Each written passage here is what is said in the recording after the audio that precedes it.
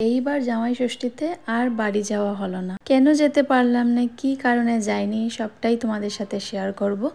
ভিডিওটা পুরো দেখো, স্কিপ করবে না। হ্যালো এভরিওয়ান, কি অবস্থা সবাই? আশা করি সবাই ভালো আছো।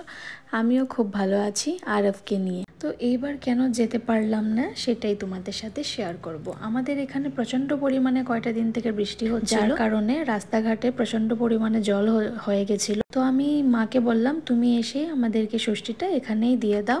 আরব যেহেতু অনেক ছোট, ওকে নিয়ে এই রাস্তাঘাট দিয়ে যাওয়াটা ঠিক হবে না। তো মা এসে আমাদেরকে এখানেই ষষ্ঠীটা দিয়ে দিয়েছে। আমি আগের ভিডিওতে তোমাদের সাথে শেয়ার করেছিলাম যে আমি আর আমার হাজব্যান্ড আমরা বেরোয় ষষ্ঠীর কেনাকাটা করেছিলাম। অনেক বেশি জল ছিল। মাকে বললাম তোমার বেরোতে হবে না, আমি যাই, গিয়ে নিয়ে আসবো জিনিসগুলো। সামনের বছর হলো আরবেরও প্রথম ষষ্ঠী থাকবে। তো আশা করি সামনের বছর পরিস্থিতি সবকিছুই ভালো থাকবে, তাহলে আমরা যাব আবার ষষ্ঠী খেতে। তো এইবার এইভাবেই আমরা ষষ্ঠীটা নিয়েছি। তোমরা কে কে গেছো ষষ্ঠী নিতে অবশ্যই আমাকে কমেন্ট করে জানাবে।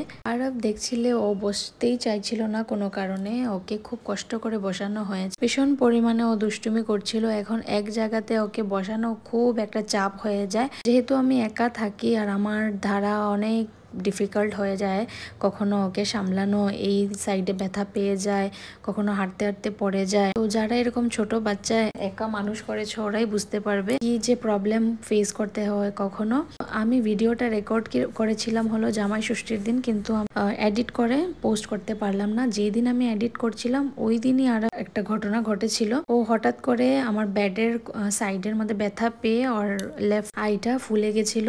আমি কিচেনে ছিলাম যেহেতু, ওকে আমি দেখতে পারিনি। তারপর ওর চিৎকার শুনে দৌড়ে এসে যখন দেখলাম ওর লেফট আইটা ফুলে গেছিল। ও কোথায় মানে এক্স্যাক্টলি ব্যথা পেয়েছে সেটাও আমি বলতে পারবো না। মানে এরকম একা রেখে বাচ্চাকে ঘরের কাজ করাটা অনেক টাফ হয়ে যায়। আরেকটা জিনিস আমি তোমাদের সাথে শেয়ার করতে চাই। তোমরা ভিডিওতে দেখেছো আমি ছুরি দিয়ে ঠাকুরের ফল কাটছিলাম। যেহেতু এটা আমার বিয়ের পর নতুন সংসার, আমি সবকিছুই একটু একটু করে ঘরের জিনিসপত্র কিনেছি। তো এখনো ঠাকুরের দাঁড়টা আমার কিনা হয়নি, আশা করি কোনো পুজোর আগে কিনে। তো আশা করি ভিডিওটা তোমাদের ভালো লেগেছে। যদি ভালো লেগে থাকে লাইক, কমেন্ট এন্ড শেয়ার করে দিও।